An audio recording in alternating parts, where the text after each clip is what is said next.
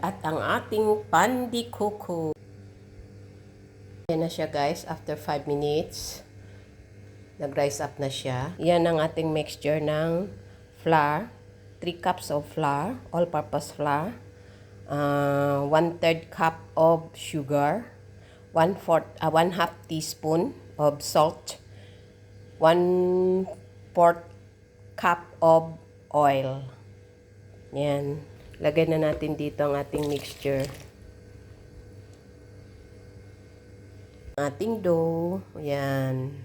Dough po natin yan. Yan guys, ang ating dough. Rise up na. At ito ang ating bukayo. Ang ganda ng pagka-rise up niya guys. Oh. Yan.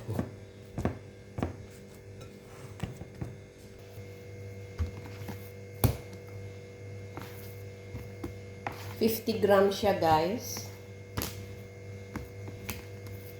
Para pantay-pantay yung ating. Ayan na guys, na-measure na natin. Yung iba gagawin nating pandesal.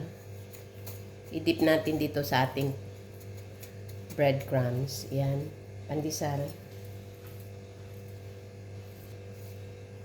Ito yung ating lalagyan natin ng filling ng ito.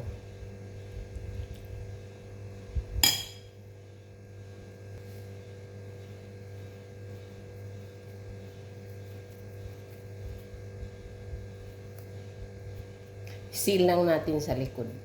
Yan.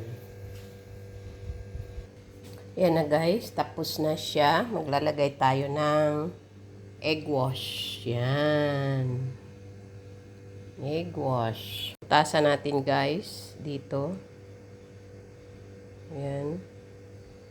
Yan. Rise up muna natin ng 15 minutes. Ayan na guys. Ipasok na natin sa oven.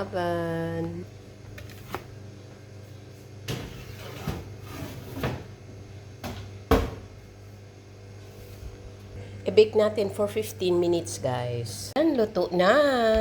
Luto na. Ayan ang ating pandesal at ang ating pandikoko.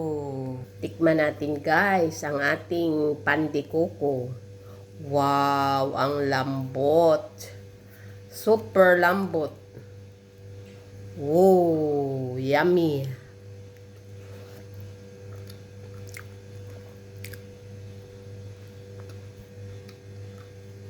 Sarap.